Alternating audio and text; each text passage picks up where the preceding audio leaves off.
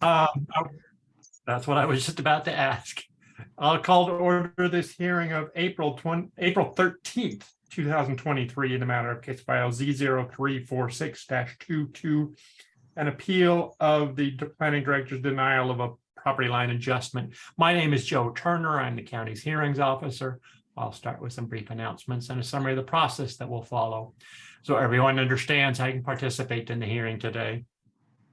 I start by saying I'm not a county employee. I am licensed as an attorney and trained as a planner. I serve under contract to the Board of Commissioners.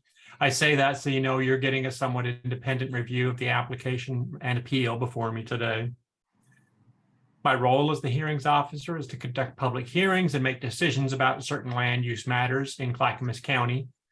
In making those decisions, I'm required to apply the county and the state's existing laws. I'm not a policymaker. I don't have the authority to vary from or change the laws. If anyone thinks the laws need to be changed, they can work with Planning Commission and Board of Commissioners and possibly the legislature in this case to make those changes. But state law requires that this application be judged based on the laws in effect when the application was filed. As a hearings officer, I'm to provide an unbiased decision maker. I believe I am unbiased with regard to the application before me today. I haven't had any pre-hearing contact with any of the parties regarding the substance of the application, and I don't have any interest in the subject property or any of the surrounding properties. But anyone has the right to challenge my impartiality, to argue that I'm biased in one way or another, and you can do that when it's your opportunity to testify. Procedure will follow. I'll start by asking staff to summarize their staff report, or actually in this case, their staff decision, copies of which are available on the county's website. Then the applicant/appellant will have the opportunity to present their appeal and respond to the director's decision. I don't see anybody else online, but if anybody else is, hang on a sec, there's participants list. Okay, it doesn't look like there's anybody else online. If anybody else does show up, they will have the opportunity to testify in support, in opposition, or with questions or concerns about this application and appeal. Once everyone's had an initial opportunity to testify, I will give staff and the applicant an opportunity to respond to the testimony that was offered. If the responses include any new evidence, I'll give everyone a chance to respond to the new evidence. Otherwise, I'll close the public portion of the hearing and announce what I'm going to do. Anyone with an interest in this application may offer relevant oral or written testimony, but testimony should be relevant to the approval criteria, which are set out in the staff decision. It is important that all parties, anyone who has an interest in this application, testify orally or in writing before the close of the record in order to preserve your opportunity to appeal my decision. My decision is final for purposes of the county, but it may be appealed to the Land Use Board of Appeals, or LUBA. LUBA generally will not, you have to testify orally or in writing in order to preserve that right. Or you or someone expressly testifying on your behalf. And if any issues must be raised clearly enough that people can understand what they are before me in order to raise those issues on appeal. And if the applicant wants to object to any conditions of approval on constitutional grounds, they must raise those issues before me as well. As I said, it's important that all parties make their best case to me because my decisions are final for purposes of the county. If you feel you need more time to prepare, you can ask me to hold the record open or to continue the hearing. If I hold the record open, you'll have an opportunity to submit additional written testimony and evidence before I make a decision. If I continue the hearing, we can come back and do this again at a later date. But whether or not the hearing is continued or the record is held open for any other purpose, state law requires that this application be judged based on the laws in effect when the application was filed.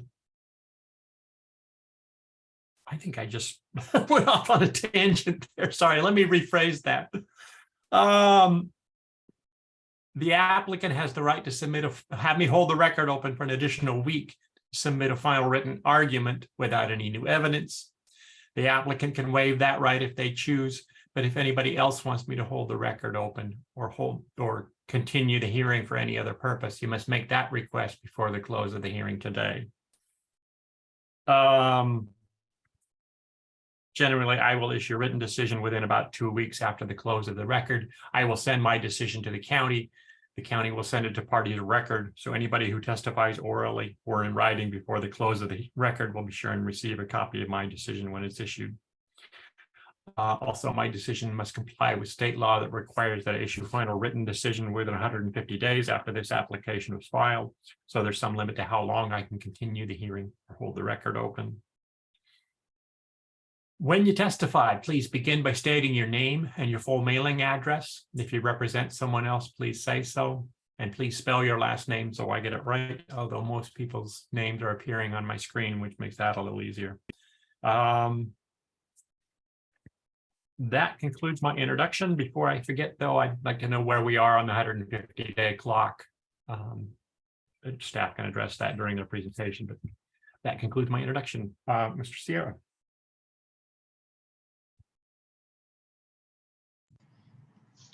Good morning, everybody. My name is Roman Sierra. Last name is spelled S as in Sam, I-E-R-R-A. I represent Clackamas County Planning Division.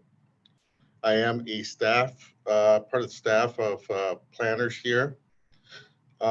Just going to go ahead and read off a Zoom script for this is a public hearing will be conducted virtually using Zoom platform. Panelists for today's hearing, which includes the hearings officer, county staff, and applicant, have both audio and video capability. Audience members who have joined the meeting will have their mics muted unless they wish to testify, in which case they will be called upon to do so by the county staff moderator. Audience members' videos will be turned off at any time. Today's hearing is being recorded as required by law. The county will make every effort to post a recording on the county website later today. There is designated time during the hearing when it will be open for testimony. The hearings officer will make it clear when it is. If you want to provide testimony, you will utilize the raise hand feature that's at the bottom of your screen. Attendees on PC and iPad, you have the raise hand button at the Zoom bar, top or bottom, depending on the type of device that you're using. When the moderator switches you over to provide testimony, your screen will look different for a little while. Primarily, you will see all participants' cameras, not just the one that you are speaking. Staff will call upon you when it is time for you to provide testimony. Be sure to provide your name, mailing address when you begin. Once you have provided your testimony, your mic will be muted, your screen will be returned to normal. If the record is left open at the end of this hearing, you wish to submit additional written testimony, email written testimony to Roman or rsierra@clackamas.us. That is R-S as in Sam, I-E-R-R-A @clackamas.us. Or you can mail it to Clackamas County Planning and Zoning Division, which we're located at 150 Beaver Creek Road, Oregon City, Oregon, 97045. The staff contact address is also available on the webpage where you found the Zoom link for today's hearing. Testimony must be received by 4 p.m. on the day of the record closes. People who testify and provide their mailing address will receive a copy of the hearings officer's written decision. If you do not wish to testify but would like to receive a decision, you must provide your email or standard mailing address. By emailing staff, contact staff for the application, or entering it in the Zoom chat function during the hearing.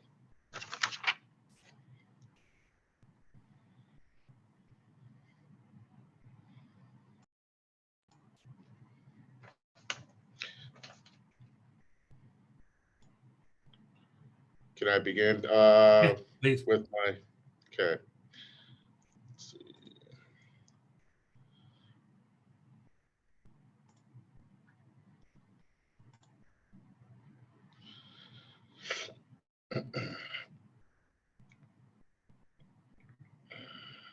Hopefully everybody can see my presentation. At this point, we're not seeing a presentation. We're just seeing your Just desktop. my face. Yeah. Okay.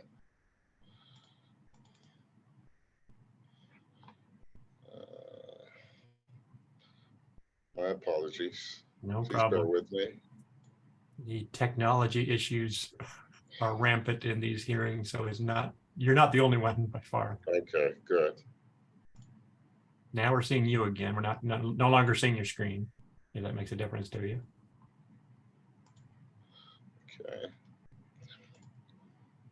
Okay. Now we're seeing me. Can you see a window? Yep. Now we're seeing your Okay. desktop. All right.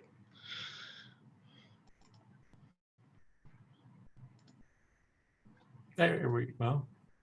Yes, there we go. Now we've got a All PowerPoint. right. Thank you. All right. Presentation today is for case number Z0346-22-PLA. This is a property lot line adjustment appeal for a denial of a lot line adjustment that results in a dwelling moving from one lot of record to the other.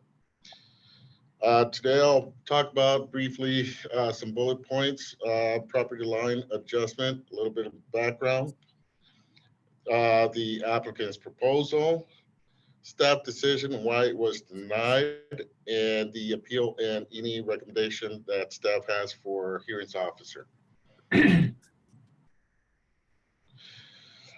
Here's the subject property. This is an aerial image. You could take this as a 1,000 bird's eye view of the whole property. The whole property is all of this. It's located at 14160 and 14175 Southwest Wilsonville Road in Wilsonville, Oregon, 97070. It's an aerial view shot of the southerly portion of that property. Show what's on the ground or existing conditions. As you can see, there's a 1966 home, marina, barn. This is northern property view.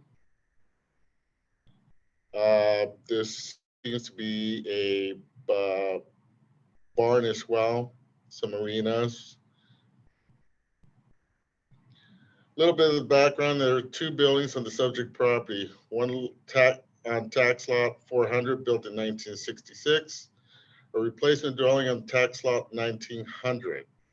1981, we had a farm management plan that was approved for setting up an accessory farm workers dwelling. File number 165-81-F. The accessory dwelling was approved in conjunction with farming on the lots included in this property lot line adjustment application. The accessory dwelling remains sited on the adjacent lot.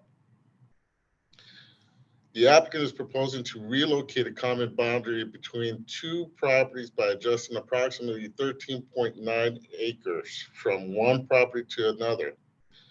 The proposed property line adjustment would move the 1966 dwelling from lot of record 2, which is a combination of tax lot 400, 502, and 1900. Lot of record number 1 is tax lot 2702. Here's the current lot line alignment that is on lot 400, which is in red. And you can see down below, this is where the 1966 home is located. Lot of record or tax lots 2702, this is the current lot configuration. The lot line adjustment that the applicant is proposing is moving the boundary between these two lots here over to the west, which is moving the 1966 home onto a different lot of record. Upon reviewing ZDO 1107.03F, a property line adjustment should not result in the adjustment of a dwelling from one lot of record to the other unless the lot of record receiving the dwelling complies with all applicable standards of this ordinance for the siting of a dwelling. Staff finds that ZDO 110703F is properly read to mean that a lot receiving a dwelling through a property line adjustment must also be qualified for a dwelling without the property line adjustment. In some cases, that would not necessitate a separate land use application. For example, if the lot is in a rural residential zone and is not already developed with a dwelling, in most cases, no additional land use approval would be needed. In the EFU zone, however, all dwellings require land use approval, and property line adjustment is not the mechanism for seeking that approval. You should see ZDO 401. Staff continues to recommend denial of the proposed lot line adjustment that would result in the adjustment of a dwelling from one lot of record to the other. That concludes my presentation, and here's my contact information if you'd like to submit any written testimony or so. Thank you, Mr. Sierra. Thank you. Can you make your PowerPoint an exhibit and send me a copy after the hearing, not a rush? Just absolutely, sir. To do that. Yes. And where are we with the 150-day clock? Do you have that, Roman? Because I just I calced it if you don't have it. No, I don't. I could get back to you on that if I can. No, it's fine. So Joe, we're close, and we kind of had realized that. So I think we'll be okay, but it's a little tight. I calculated at May 5th, and the applicant's final argument does not count per statute toward the 150 days. So I think, we don't know obviously what's going to happen today as far as sending it over, but we are running up against the clock on this one. There were the original 150 would have been January 14th, and they've granted 3 30-day extensions and a 21-day. And okay, so but we're not up against the drop dead clock, so to speak. Yep, May 5th is what I calculate. But the applicant could the applicant extend it further? Okay, yes, we're not up against could. the drop dead clock, as they call it. I think it's a 1 year or roughly. Correct, and I think it's really May 12th. If they do the final argument, it would actually bump it out another 7 days. Yeah. Yep. Okay. Thank you. I'm confused, I guess. I'm curious, and it may not be relevant, but I want to clarify my understanding of what's out there. There's 3. I understand there are 3 dwellings here. The 1966 dwelling on, I can't remember what you call it, parcel 2, lot of record 2. Another dwelling on that same lot of record, and a third farmhouse dwelling, something to that effect, on Right. different tax lot farther to the north. Is that correct? That's accurate. Correct. Okay. There were original. How was the third dwelling, the farmhouse dwelling, approved if there are already 2 dwellings on this the farm property? Yeah, that's an interesting question. So it was approved in 1981, and I'm sure as you and Ms. Hughes, can you state your name? Sure. Yep. Jennifer Hughes. I'm the planning director for Clackamas County. Thank you. I forgot to do that at the start. Yeah, no, I always forget that as well. So there was a 1981 farm management plan, and I'm sure as the hearings officer has experienced, they just didn't do things the same way back then. The rules were different, and frankly, the quality of what was submitted and staff reports and all of that was just substantially different in the early 80s. So the staff report offers very little detail. The application offers very little detail. The site plan is, I hesitate to even call it a site plan. It doesn't show the whole property. I mean, it's very, it's very minimal. We do have record of the manufacturer. It was a manufactured dwelling that was approved in 1981. It is not on the property that is subject to the lot line adjustment, but it is an adjacent lot of record under the same ownership. And it was under a different ownership than it is today, but the same ownership back in 1981 as well as this, this large tract, about 220 acres total. And so the accessory farm dwelling was justified based upon the entirety of the, the acreage at the time. And it is not clear in the site plan. They didn't show us existing dwellings at the time. So it's, it's interesting that they approved a third one when there were already two, and there's certainly no findings with regard to, to any of that. But we do have record of the manufactured home being placed out there back in the early 80s. And then it was subsequently replaced with a newer unit, I think in kind of 2006 or thereabouts, something like that. Okay. So it's there, but not on the subject property. Is it on tax lot 1700? No, it's to the, I'd have to double check the number. That's okay. It's not, I know. It's to the east. Okay. It's to the east on Wilsonville Road, where I can't remember if that's if it's Grahams Ferry or what road that is that comes in right there. Yeah, it changes right in there, looks like on the map. Okay, no problem. Right in there. That's not a critical issue, just one. Then I had a follow-up question. Give me a second.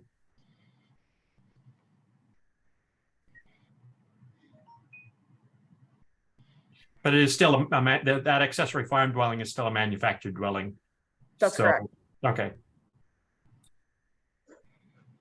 And do we know of the two permanent residences on the lot of record 2?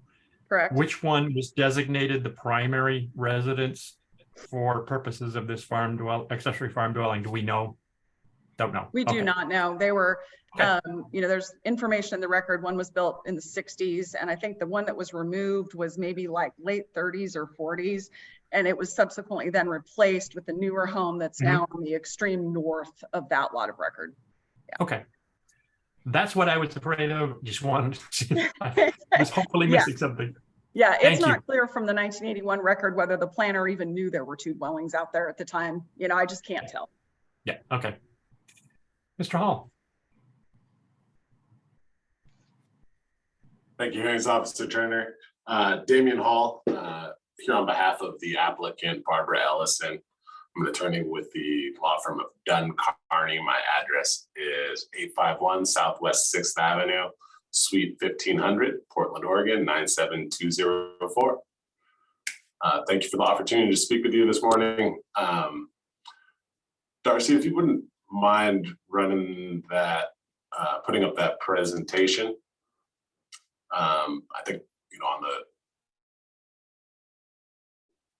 right after the introductory, I've got a slide with some maps that may help everyone kind of visualize and be on the same page as about the history there.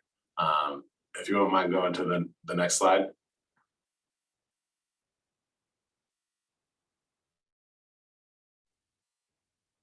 All right, thank you so much. So just starting out, I think, just to get we've got a tract that's been in unified ownership and has changed hands, but was sold in unified ownership from at least it looks like 1971 when the Tippett is first consolidated ownership of this 200 plus acres. There was some discussion pre-application about what the lots of record were. And then, I think counties sharpened their pencils and decided that the lots of record were slightly different than that. But the map on the left depicts what the lot of record findings are from the decision. So the blue, green, red, and yellow are all individual lots of record. Is that right? Yes. Okay. And so, I think so when we talk about the lot of record on which the dwelling at issue exists, it's on the kind of the southwestern corner of the green lot of record, down towards the Willamette River, and the other the other dwelling, permanent dwelling, is kind of up near where there's a dot, I think, that came through from the mapping thing up in the kind of west corner, and the other dwelling is up there. So that's where those are. The manufactured dwelling is kind of over on the eastern side of the blue lot of record, and the lot of records that we're adjusting are just the green and red is what's proposed for adjustment. And what we're doing is proposing to, basically rotate that north-south lot of, or pardon me, that north-south boundary line between those two lots of record, and make it consistent with the land use patterns and run adjacent to Southwest Wilsonville Road. So that kind of diagonal going northeast line, that's a road, the county road that bisects the tract. So the Tippetts consolidated this tract of land in the 70s, applied for and received a farm management plan as discussed in 81. A farm management plan is applicable to the entire tract. And they built a third dwelling pursuant to that farm management plan. My client, Miss Ellison, in 2001,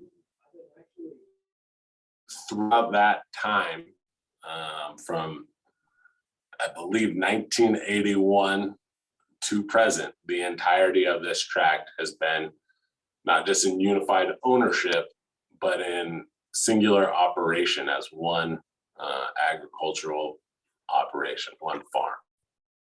Currently, Ms. Ellison owns and operates it as the Wild Turkey Farm, which is, despite describing a different animal, it is a horse farm. And all of the lots of record, the entire tract as one operation. None of it is leased. None of it is operated by anyone else. It is her horse farm. So that's kind of the facts on the ground. There, since 81, there have been 3 dwelling units. There remain 3 dwelling units, or pardon me, dwellings, and that's where we are today. I think important to note is that this is it's property line adjustment. It's, from an impacts perspective, is pretty non-controversial, even innocuous, right? We're not proposing new dwelling units. We're not moving any dwelling units. We're not doing anything other than proposing to move a property line. So, and it's a property line that's internal to a tract that is operated as a single farm operation, and it's subject to a farm management plan applicable to the entire tract. So, we start talking about impacts, there's no real discussion of that. I think that's indicative of why there is no testimony in the record from any third party. I believe we've never received a comment on this application. It's just the parties are the county staff and the applicant. Even making this even more streamlined is that the county staff and the applicant, I believe, agree on all factual matters. I don't think we have any evidence and contrary evidence, anything along those lines. I think the record is what it is. We all, took some get to figure out what is the history and all that type of stuff, looking at old records. But, I think we all agree on what the sequence of events is, and where the dwellings are and all that stuff. We just have a difference when it comes to interpretation and application of one single property line adjustment standard. And that's ZDO 1107.03 sub F. If we could go, oh, and then, yeah, I think that's it for the map page. If we could go to the next page.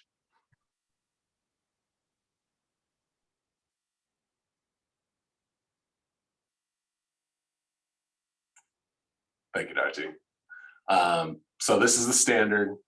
It's got 2 clauses, and I think the staff and applicant even agree that, you know, clause 1 sets the default rule that you can't use PLAs to that you can't approve PLAs that result in the adjustment of a dwelling from one lot of record to the other. And I think we agree that clause 2 is an exception to that rule, and the circumstances in which you can approve a PLA that result. And that's where we part ways. I don't agree what clause 2 is implicated. The applicant has an interpretation, staff has an interpretation, and thus far in the process, the 2 have not stepped up or found common ground. Hence the denial and hence the appeal. So I think it's very important to focus on the language of clause 2, because that's really what we're talking about. That's, you know, and of course, Roman and Jennifer, tell me if I'm wrong, but I think that's the entirety of the difference of opinion between staff. When the code says, unless record receiving the dwelling otherwise complies with all applicable standards of this ordinance for the siting of a dwelling. I think that frames up our whole dispute. I should note for accuracy that I put the underline applicable there. That is not found in the ZDO. But we'll talk about that a little bit more on the next slide. Darcy, if you would.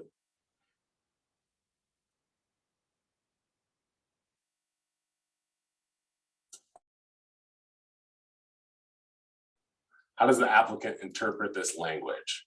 I think that we've provided, and you can really hear full interpretation of what in clause 2. We think that it means that in a PLA, the lot receiving the dwelling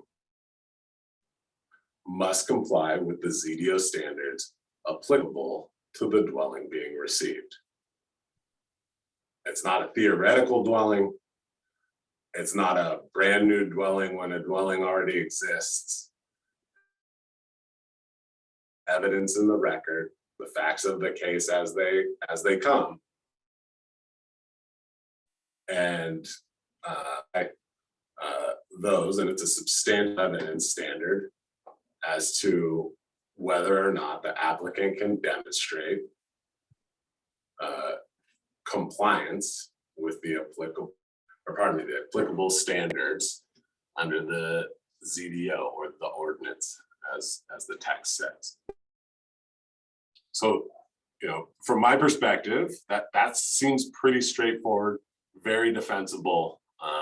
You know, nothing fancy. We don't need to consult Merriam-Webster. We don't need to get into text and third level authorities and figure out what all law implications are, any of that type of thing. However, as you may have noticed, staff disagrees with that.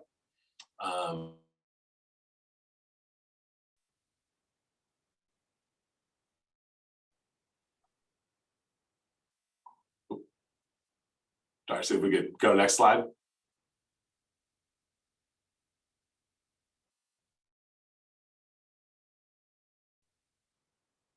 All right, here's an example of a straightforward finding that the applicable standards to the dwelling are satisfied if it were on the new lot of record created by the property line adjustment. It's essentially twofold, you know, substantial evidence that the dwelling is a non-conforming use, and you have substantial evidence the 3 dwellings were deemed legal by the 1981 farm plan. And we'll go more detail in that, but feel free to all go into the record so you'll have access to the specifics there.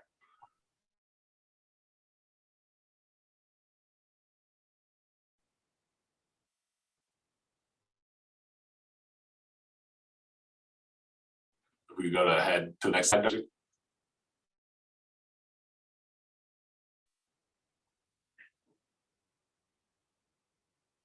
Yeah, next slide, please. You got it. Oh, perfect. All right. So I want to contrast that with the staff interpretation. And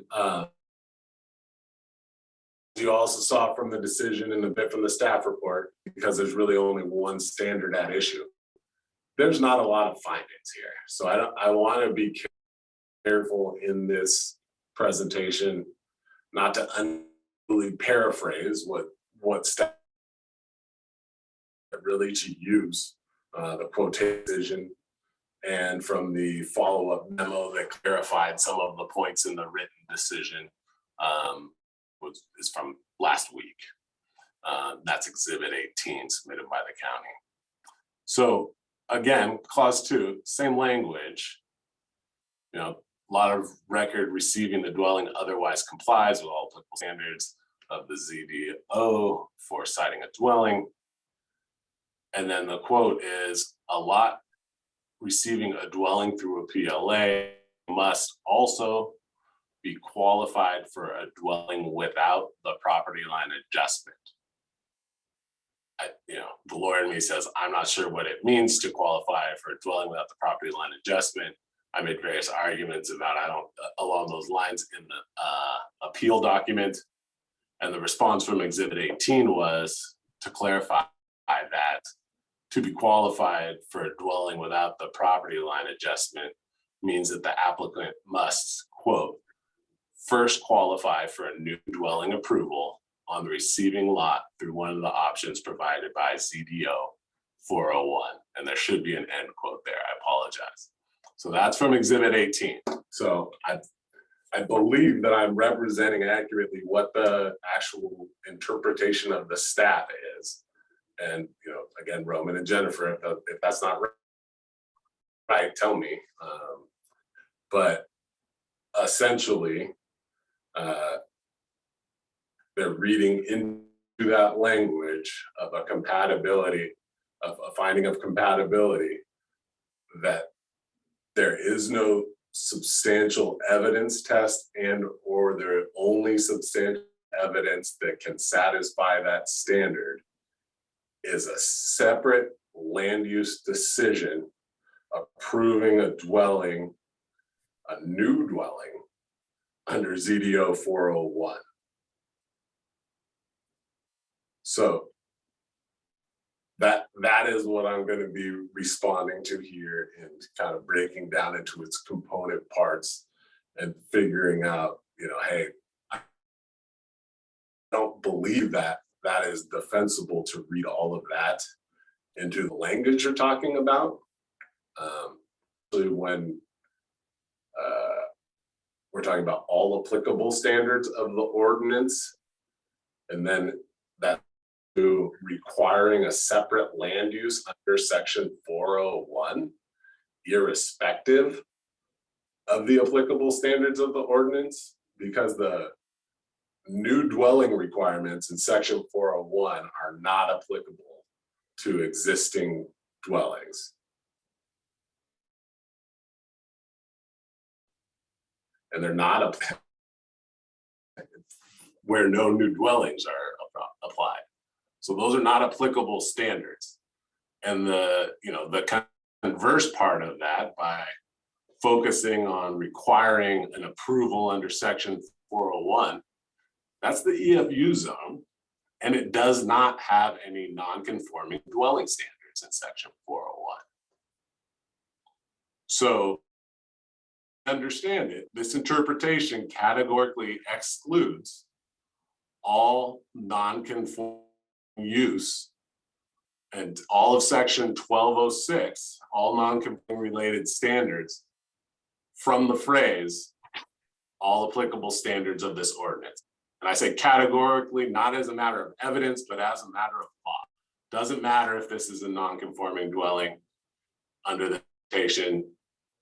You just need an approval for a brand new dwelling under section 401, or else 11.7.03F cannot.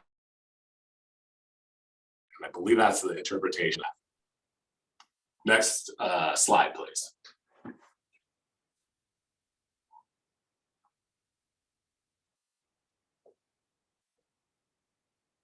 All right, so because I don't want to paraphrase, and because there's a number of issues that are at least referenced in the decision, I'd like to,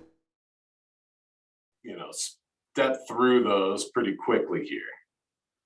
So, I'll say a bit about each of these, but, number one, in the IFU zone, all dwellings require a land use approval. So, as stated in the appeal document, that's factually incorrect. Fully established dwellings do not require land use approval. And, I was thinking about how do we discuss what is actually happening here in the guise of interpretation, but it seems like the interpretation is setting up, a legal fiction that this dwelling somehow doesn't exist and requires the application of standards for a new dwelling. And so, I would hesitate to say that that's a reasonable interpretation of the language that says consistency with all applicable standards. And, I think that language is kind of a slender reed upon which to an entire legal fiction and requirement to new dwelling approvals. So is a discussion about Z0346 language in it that basically says a non-conforming not be, quote, expanded to go of record, except in certain circumstances. And those circumstances also apply express. Expansion is not defined, but it is a type of alteration. Mr. Hall, I don't know if there's anything alteration. you could, Mr. Hall, that your voice is, Yeah. Your connection's breaking a little bit. And we're following you, but I don't know if there's anything, I just want to let you know, your voice is breaking a little bit. So if Has that there's been something on your end that can be done, that would help. But so far I'm following you fine. It's just every now and then you disappear just for a fraction of a second. Okay. I can, if it is distracting, I can log in from a different device, but I'm not sure exactly, if that's going to solve the problem, but I Yeah. can give it a shot. I'll ask staff, are you hearing the same thing I am where his voice is disappearing? Is it my connection? Yeah, I'm hearing it. I am following him fine, just Okay, occasionally. yeah, we're following you fine. It just your last sentence there. Let's go ahead and proceed. We're okay. I just if Sorry, Joe, sometimes turning off the video will help. And since we're really just seeing your screen, I don't think it would really matter if you Okay, wanted to try yeah. that. Sometimes that works. because that takes up a lot of bandwidth, I understand. All right. I am off camera. Hopefully this is clear, but That seems to have helped. Okay. And if it happens again, don't hesitate to tell me, and I can. The workaround is I've got a landline and a cell phone, and I can try it all. Absolutely. We'll make it work. Yeah. And so, all right. So I think then if the last point I was making is that it's a slender read for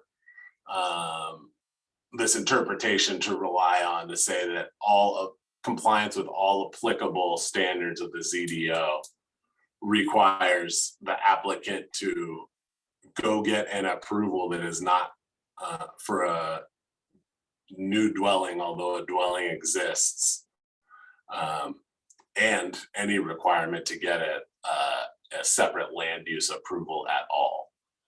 That language is doing a lot of work in that interpretation.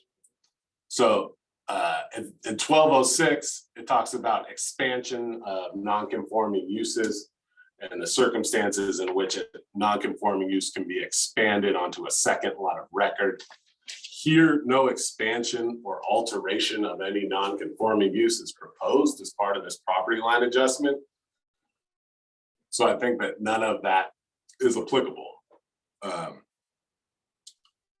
You know, to the extent, and this might be the case, but you know, unclear. To the extent staff is taking the position that the property line adjustment is a de facto alteration, that such an alteration, if that were the case, such an alteration is actually allowed by state law. So, you know, we get into RS 215-137-9. You know, it's a change in a non-conforming use. And as I talked about, there are no impacts associated with this property line adjustment. And the standard is of no greater adverse impact to the neighborhood. So, you know, the conclusion that is reached by staff's interpretation that, you know, an additional land use approval is necessary for it under the standards applicable to a new dwelling appears to be facially inconsistent with state law. In number 3, it's unclear exactly what the county's concern is, and I don't want to editorialize too much. But you know, as it currently stands, before the property line adjustment, the dwelling can be replaced in any number of locations. So that's not a potential replacement of the dwelling and relocation of the dwelling is not something that's created by this property line adjustment. So this finding seems to be purely speculative, and you know, from you know, and unrelated to any approval criteria of which the applicant is aware. Moving to number 4, you know, again, it should be emphasized that no development or replacement or alteration of a non-conforming use or dwelling is being proposed. You know, also the entire tract and all dwellings thereon are subject to the approved 1981 farm management plan. And so the dwelling on lot 400 that's at issue, and presumably the hypothetical replacement dwelling upon which the findings focused, you know, simply are not, quote, unassociated with any requirement to farm the property. So it's unclear exactly how these findings are supported. So in moving on to number 5,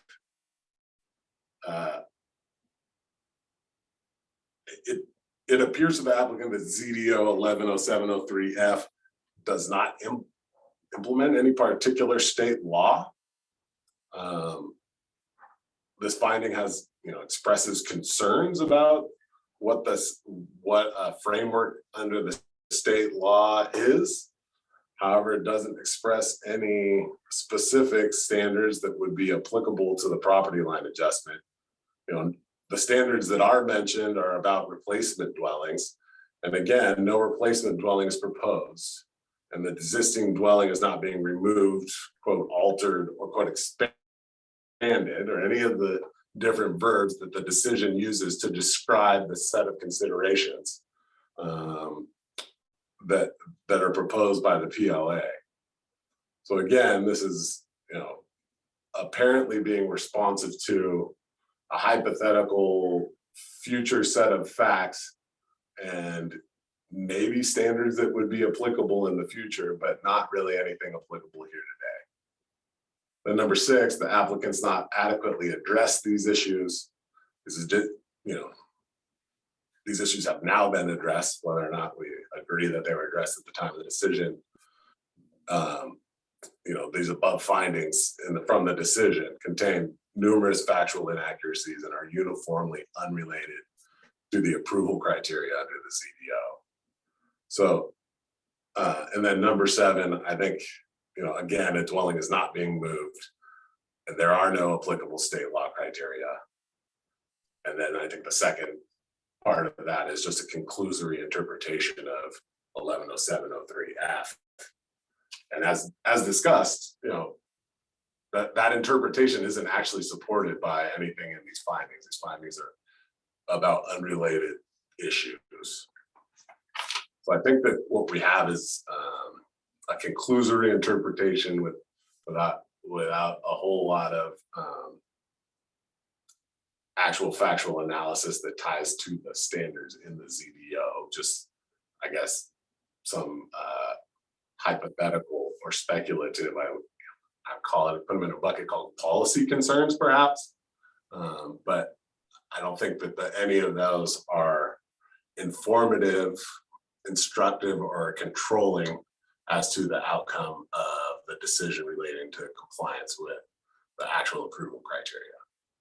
So can we go to the next slide, please? And then this addresses the additional, I would call it clarification. I don't think staff actually changed their interpretation between the decision and Exhibit 18, but Exhibit 18 was responsive to the appeal letter that was submitted. So I think they're following, the Exhibit 18 has points of clarification that, address kind of what actually is the position of staff from the decision. So, numbers 1 and 2 on there appear to be a restatement of the position from the decision, and appear to say that, with more clarity that 110703F can only be satisfied in staff's view on an EFU land by a separate land use approval for a new dwelling. This is the first time in Exhibit 18 that the language around under the standards of ZDO 401 get ported into the interpretation. I want to be clear that decision does not talk about 401, but it's clear from its where the decision lands, decision-making wise, that this is the interpretation that was being applied. And so I think it's appropriate that it was clarified in Exhibit 18. But again, there's not a reasonable interpretation that supports the legal fiction in which this interpretation engages and staff is requesting the hearings officer to further engage. And the language of 110703F requires a finding of consistency with the applicable standards of the ZDO. Does not require unnecessary land use approvals subject to unapplicable standards of the ZDO. Again, number 3 is another conclusory finding, not citing support for the position. Next slide, please. So let's talk about the farm management plan. There was a good back and forth, I think, following the staff report about what is it that the farm management plan means and what does it do, right? I think we all agree on the facts. The farm management plan was applicable to the entire tract. The farm management plan approved a 3rd dwelling on the tract, that there were 2 existing dwellings at the time of the farm management plan. And from there, I think we diverge. Staff in Exhibit 18 has taken the position of the farm management plan being narrowly applicable only approving an accessory dwelling unit and not in any way validating or involving the confirmation of the legality of the existing dwellings on the lot. You know, I think for context, it should be clear, and I think there's, I don't have it in the slide, but the hearings officer should take a look at, let me pull up the exhibit list here. It's record exhibit 13 contains a number of pictures of the dwelling that we're talking about, and just submitted today, and probably not given an exhibit number yet, unless Darcy, you're really fast, is a picture of the other dwelling that existed in 1981 at the time of the farm management plan. And you'll note that the other dwelling, the older one, well, while both of these are old and predate zoning, the older one, it's really small. It is not where the Tippetts lived. The existing dwelling, still currently occupied, continuously in residential use for at least 22 years, is a substantially larger dwelling. And when Mr. Tippett wrote something along the lines of, wrote in the farm management plan, something along the lines of, you know, I'd have to move out and sleep in a tent. He's talking about moving out of the existing dwelling. So, you know, applicant contends that, you know, the existence and validity of the farm management plan and whether or not there was enough information in the record then, or whether or not the county knew about the existence of all the dwellings, or whether or not any factual issue or legal outcome there is construed one way or the other. I think that's not part of this application process. I think what we have is an approval by the county of an entire tract being singularly farmed with 3 dwellings on it. And we can't pick and choose what portions of that approval we're going to validate or raise up or ignore. I think it all got approved. It was all on the ground. It was all in the application. And, you know, to the extent the reality of the actual review was different than that, and any given person knew something or not, we know that's not the standard. The standard is, did this land use decision get made? Was it appealed? Did it become final? The answer is yes, that approval became final. And to challenge it here is actually a collateral attack and impermissible in all those things. Darcy, next slide, please. So let's talk about the standard, you know, back to how do you demonstrate compliance with clause 2. We demonstrate, you know, just the basics. We demonstrate compliance by substantial evidence. And there is substantial evidence in the record that the existing dwelling on lot 400 is a non-conforming use. So, you know, everyone agrees the dwelling predates zoning. The dwelling has been in residential use for the entire time that my client has owned it. That's 22 years. We've not gone back and asked, you know, the Tippetts or the kids or whomever about the history before that. Fortunately, as you'll see on the next slide, it does not matter under the non-conforming use standards in the county. It's the longest look back. It's a 10-year look back for a presumption of a non-conforming use, and a 20-year look back to establish a non-conforming use. So we're covered either way. Also, the farm management plan is substantial evidence that in 1981, the dwelling was lawfully allowed. And Same with intervening land use decisions like the replacement dwelling that was approved in 2006. That entire time, the dwelling we're talking about was allowed. And again, there is no evidence to the contrary. So the next slide, please. So why is this important? Because the way that the decision was made, it has a substantial evidence problem. There's plainly substantial evidence of a non-conforming use, and both the 10 and 20-year lookbacks are met.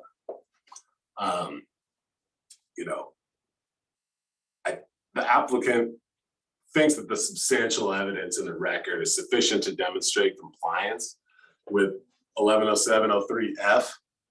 However, and I don't encourage the hearings officer to go down this path, but if you choose to do so, at a minimum, that same evidence is substantial evidence of the feasibility of a non-conforming use validation. So, again, if the hearings officer finds that a condition requiring such a validation is necessary to include in an approval of this property line adjustment, the applicant is amenable to such a condition. However, I should be clear, I don't read such a standard into 1107.03 sub F. But if what gets us across the line is a condition saying go get a non-conforming use validation before you finalize this PLA, we have the evidence to support a finding of feasibility. It's unrefuted evidence. But I think that same unrefuted body of evidence is substantial evidence of compliance with 1107.03F. So, just a nuance there, I think, to call out. And again, to make the contrast, the county appears to argue that we need an approval of a new dwelling under Z0401 in order to, that is critical path to get to approval. That's the only evidence that can be substantial evidence. And I don't want to belabor the issues that I have with that interpretation. Next slide, please. All right. I show this not because anyone wants this to happen, but I show this because, it's illustrative of how many degrees we are separated from, a reasonable policy analysis and application of any kind of identified policy here, right? So if we were to follow the interpretation that staff presents in the decision, my client could do what's depicted right here. Only standard that's applicable would be a 30-foot EFU setback. So the boundary line's got to be more than 30 feet away from the house. No one wants this to happen. It's an unreasonable way to align lots in any place, let alone along the Willamette River in here, and all of the things that folks are concerned about when we're talking about land use patterns and all that type of thing. However, we just slap an easement on it and call it good and get to the same place. And, all this heavy work of, coming up with creative and innovative interpretations to apply, again, I don't want to characterize it, but whatever policy is being sought to apply, there's an easy workaround, just no one really wants to do it. I think the better alternative is to, next slide, please, is to, end where we began with the intuitive interpretation. The lot receiving the dwelling must comply with the ZDO standards applicable to the dwelling being received. Not a speculative dwelling, not a fictional, non-existent dwelling, but the actual dwelling based on the actual facts in the record and the actual language of the code about compliance with applicable standards of this ordinance. So before I close, it's worth noting the applicant engaged in extensive pre-application discussions with staff over the course of 6 to 8 months, ultimately scoping out what at the time was a shared understanding of the PLA process. But upon submittal of the PLA application, there was additional analysis on the staff side. And I don't have a perfect insight into it, but some level of discussion amongst rural development staff and the PLA staff about, that resulted in a pivot that landed on the current staff interpretation that's embodied in the decision. I say this not really as like a critique of the staff, but really, the county can, of course, come up with whatever interpretation it wants through whatever internal process it chooses. But rather, I don't want the hearings officer to come away from this hearing with the impression that the applicant is somehow being inflexible and stonewalling staff and trying to ramp this through. There's a lot of discussion. We've talked about the extensions of the 150-day clock that have been provided. I understand it's just a dispute about the language of the applicable ZDO. Yeah. So then clearly that's something I have to figure out. Yeah, and so I guess in closing, irrespective of how we got here, I guess, we asked the hearings officer to find consistent with the applicant's interpretation, which we believe is straightforward and defensible.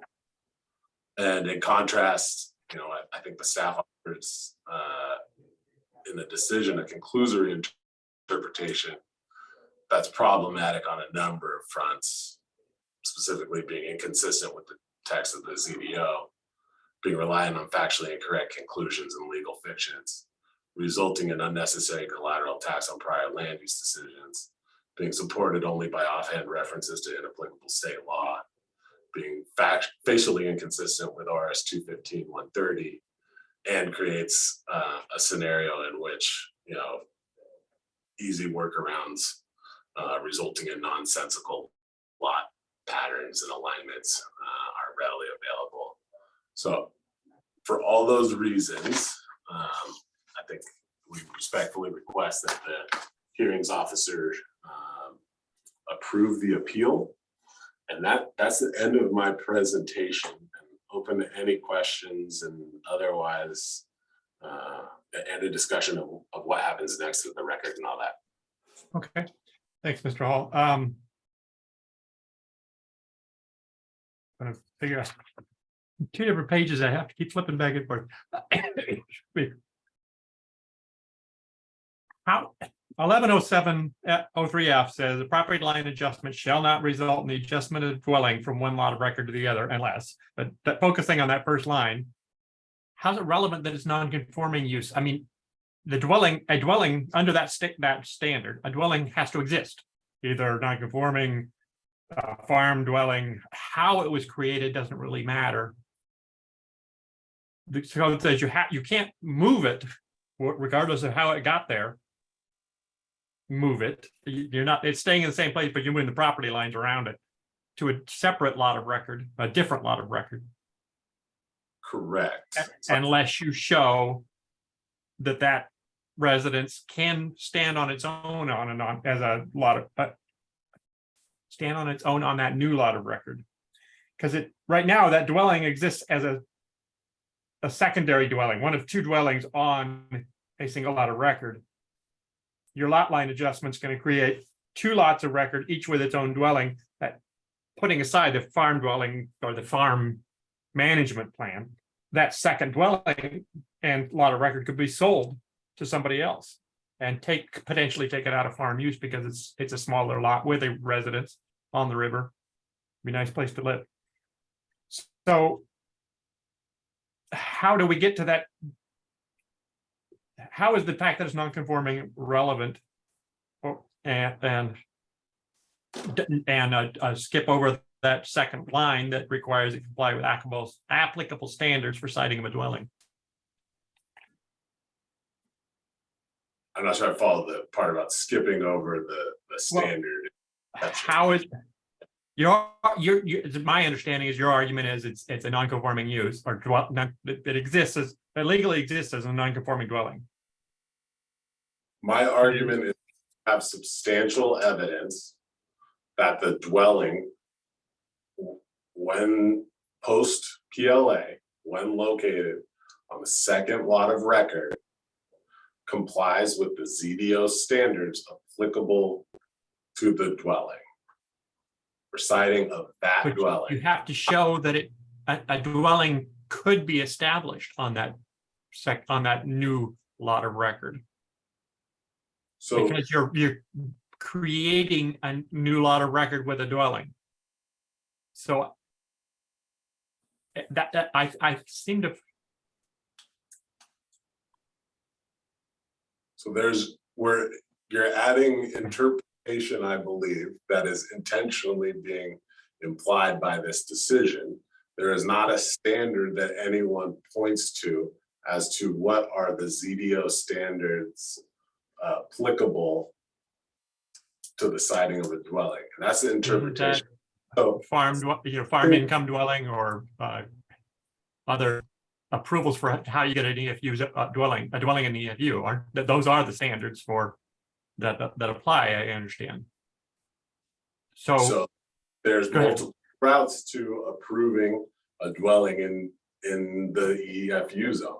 There's all the you mentioned under 401, but there's also 1206 with non-conforming uses.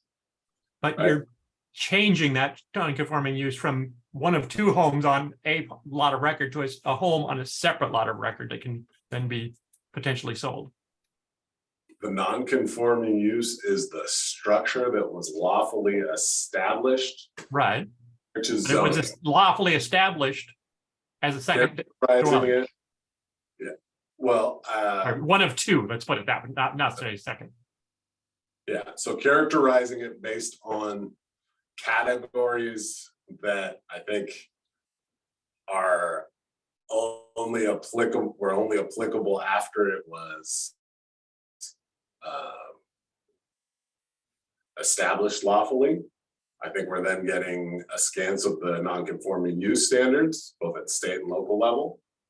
And then again, I do not believe that this property line adjustment under the Clackamas County Zoning and Development Ordinance or under state law alters or expands a non-conforming use.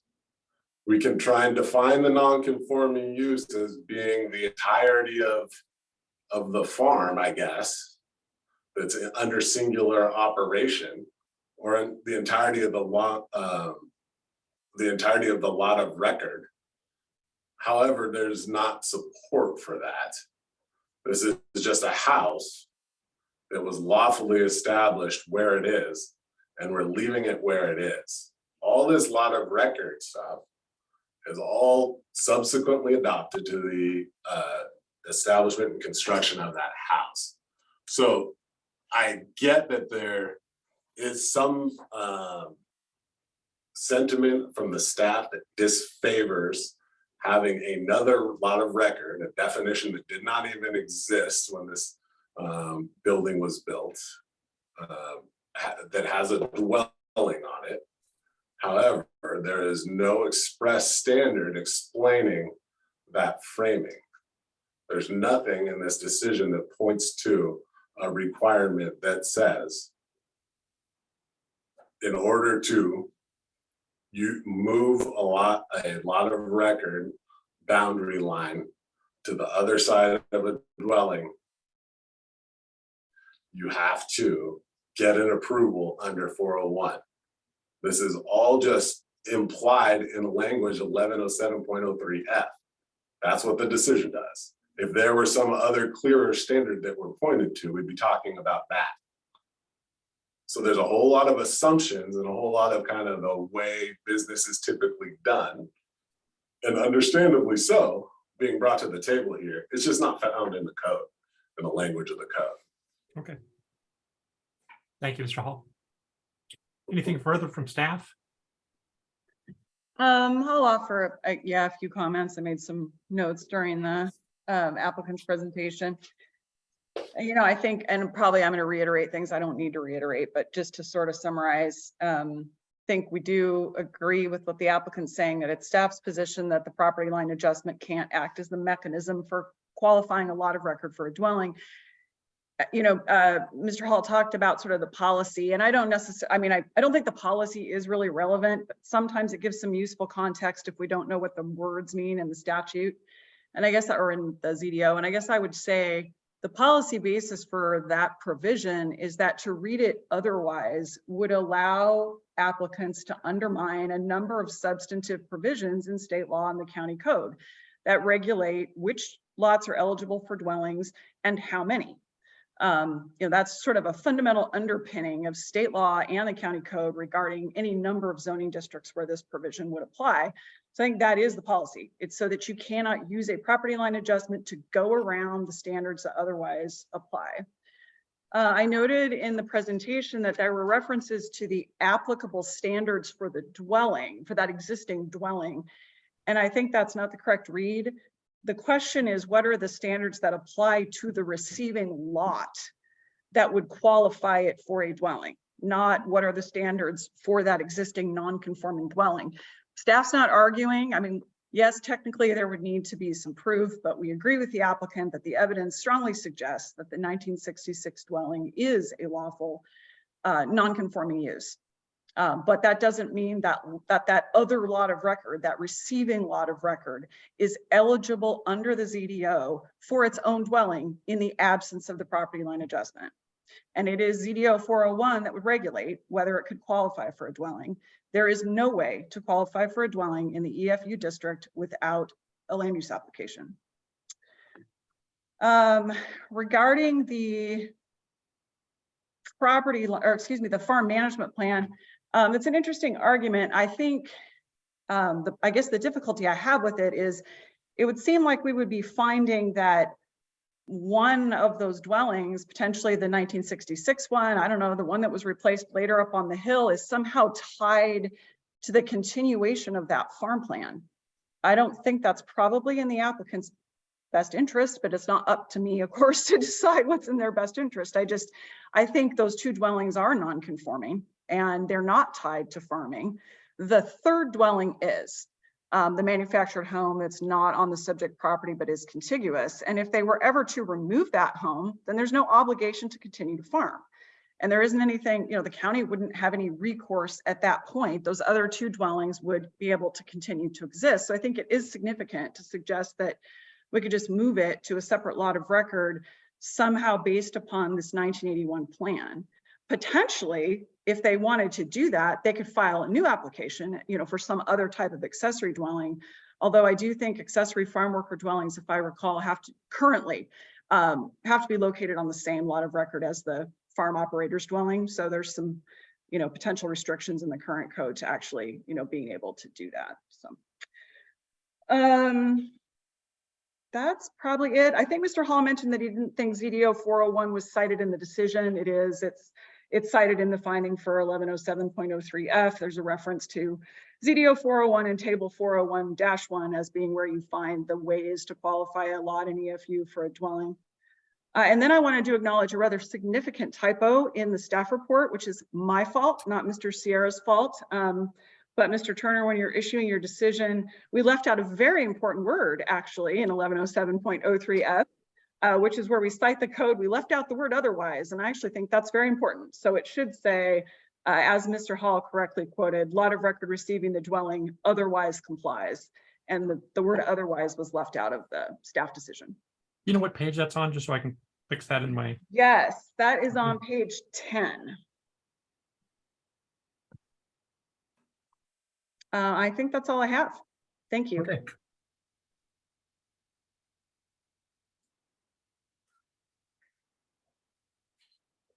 I'm not seeing quoted 1107 on page 10. Can you give me a paragraph number or letter or whatever it is? Yeah, it's F. Okay.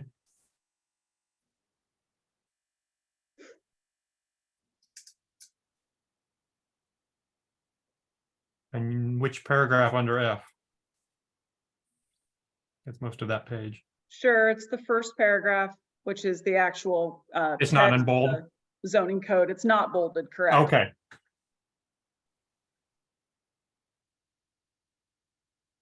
Okay, I got it. Thank you. Took me a minute to find that one. Thank you. Just for the record, does there anybody else who wants to say anything about this application? We got to do that. Didn't think so, since there's nobody else online. Mr. Hall, any response? And then we can talk about closing argument schedule. Yeah, sure, certainly. I think responding to the non-controversial, I agree. The code says otherwise. I think I consistently quote, which I think is fine. The interpretive part of that about the applicability, the word applicable, and the quote, all applicable standards of this ordinance for the siting of a dwelling. I'm not trying to exclude anything from that, right? I think applicable to the dwelling, applicable to the lot, right? As was pointed out in the decision, there's all kinds of lots and all kinds of zones and da. But right now we're talking about EFU, which is applicable to the lot. And then we're talking about a particular dwelling with its own history and how it got there and all of those things. So I don't think you just get to discount either of those. And I think that the decision discounts the entirety of the history of the dwelling and all facts related to the dwelling. It just says you got to get an approval just like it's a brand new dwelling. And then I want to talk a little bit about, I don't mean to be unduly semantic, but the words eligible and qualify are doing a lot of work in this analysis, and they're not in the code. So the 401 doesn't say a lot of record cannot qualify or is not eligible for dwelling unless you proactively get a brand new approval. It says there are allowed uses and here are the approval standards. So just saying that this lot of record is sacrosanct until you get an approval of an allowed use, that's not something that's in the code. So I think this gets back to your follow-up question, Hearings Officer Turner. And I think it's colloquially how the lots of record are discussed. However, perhaps it should be more expressed in the code. Perhaps the county can amend 110703F to say whatever it is that they want it to say, but it does not say that it, I don't want to just go back, but all the component parts of the interpretation that's being applied. It doesn't talk about eligibility, receiving dwelling. It doesn't talk about qualification by application of section 401. It talks about consistency with applicable standards. And I think you look at what the dwelling is and you look at where the lot is, and and that's how you determine the applicable standards. And I don't think you just get to categorically say that section 1206 of the ZDO and the non-conforming use standards are not applicable. I don't know how that's supported. So I think we have one very supportable, very intuitive interpretation, and one interpretation based on, admittedly how things have been done and how things are colloquially discussed, but really not supported by the code. And,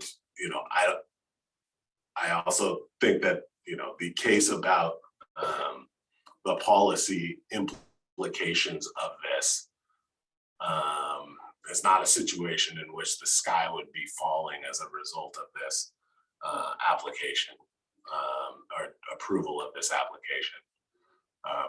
Non-conforming houses and dwellings and all kinds of uses exist in EFU, and they're allowed to exist. This isn't an end run of state law. That's state law. That's the local code. I'm not, trying to figure out workarounds. If there was there's a clear path to, like I said, amending 110703F to say exactly what the county wants it to. If they're trying to establish a policy that says this is not applicable to non-conforming uses or however they want to, land on what the policy should be. However, relying on applicable standards of this ordinance for the siding of a dwelling to mean something that's not said in 401, which is, non-conforming dwellings can't go onto a new lot of record without establishing them as though they were a brand new dwelling that didn't exist yet. And B, saying that section 1202 is somehow excluded from the list of applicable standards, even though we have substantial evidence in the record that this is a non-conforming use. And again, that evidence exists. There's a whole bunch of pictures. There's an email from my client saying that people live there and have lived there for over 22 years, et cetera. That evidence is there. It's not, needing to come later, and it's unrefuted. So, staff may feel like this is a loophole, may feel like this is a new issue that's not clear or somehow ambiguous. However, of the two interpretations, I believe that only one of them is actually reasonable and supportable, and request Hearings Officer Turner that you approve the appeal. Okay, thank you, Mr. Hall. Do you want to submit a final written argument? Happy to hold the record open for a week for that.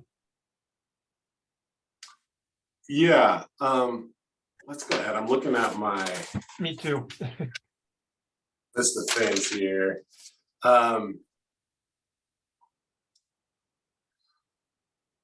Can we do 2 weeks? One for, I would be happy to, because I got a vacation coming up too. Assuming that's whatever. I Yes, got a 2-day or a 2-night hearing right in the middle of next Oh, week. And, I'm sorry. yeah. So Okay, so I wanna make today's the sure that- 13th, so that would put us to the 27th of April. For the yeah, can we leave the record open for that amount of time, acknowledging that I anticipate, submitting the final legal argument by that date as well, but want to make sure that if there's anything we need to track down, I'm not, again, for the same reasons, giving myself no time. Yeah, if you want to submit new evidence, though, I'd have to give the county a chance to respond to that new evidence. Fair enough. We could Um, set up something to give you that opportunity, I can hold it open for 2 weeks. If you submit something new, we'll give the county an opportunity to respond. If you don't submit something new, just submit your final argument, we'll close the record. Would that work for you? Well, and maybe let me try and fashion that in a sentence or in a question. How much? Well, is how much does the hearings officer care to hear about what the standards were in 1981 for farm management plans? Because that's not something we've identified with particularity. But that's also arguably not new evidence. It could be, judicial notice type thing. But I'd have to get my hands on it. This is what I'm thinking about. Ms. Hughes, Yeah, the I county don't have any thoughts on that issue? I mean, we can find the standards probably within like a day. They're not, Yeah, hard. but We have them. I'm happy to, would you want to respond to whatever, to the argument about that? Okay, probably not. Oh. okay, we won't consider it new evidence then, so I'll just hold it open for 2 weeks until the 27th for final argument. Does that work for you, Mr. Hall? That works for me. Okay, including argument about the 81 standards that we just talked about. So where does that put us on the 150 days? Because that gives us, takes 2 weeks off the clock, adds 2 weeks to the clock, I guess is actually the way to phrase that, so. Yeah. Just tell me Put us when at we May were at, but- 19th. Pardon? Sorry, Damien. No worries. I think May We 19th. were at May 5th, so that gives us 2 more weeks, correct? Yeah, correct. Or the 19th, And of course, it's really the 18th because we do everything on Thursdays at the county. okay, thank you, I forget about that part. But technically, it would be the 19th. We just don't have mail on the 19th, so it complicates. Right. 27th. Yeah, that gives me 3 weeks after I get home from vacation, so that would work. So with that, I would guess I'll close the hearing. I will hold the record open until the 27th of April, the applicant's final argument. Mr. Hall, you're agreeing to extend the 150 day clock until the 19th, but by requesting that additional week because your first week of final argument doesn't count. So you're agreeing that the 150 day clock will expire on the 19th of May, is that correct? Agreed. Okay, That and sounds I'll good. ask you to submit something in writing to that effect, just to cover us, because state law requires that. Yeah. And I will get my decision out by the 18th. And I will send it to parties of record, which is the applicant, appellant. And that concludes our hearing. Thank you. Thank you. Thank you. Interesting issue. I don't know, I have a clue where I'm gonna go. Thanks a lot. Thank you. Appreciate it. Take care, Thank you. folks. You too.